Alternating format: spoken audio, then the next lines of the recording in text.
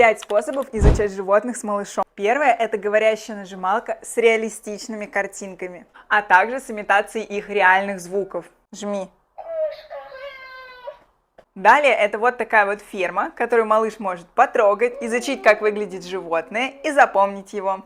Конечно же, карточки-бормоталки, на которых ребенок не только запоминает, как выглядит животное, но и повторяет звуки. Можно брать различные сортеры с животными, где ребенок не только будет запоминать животных, но и развивать мелкую моторику.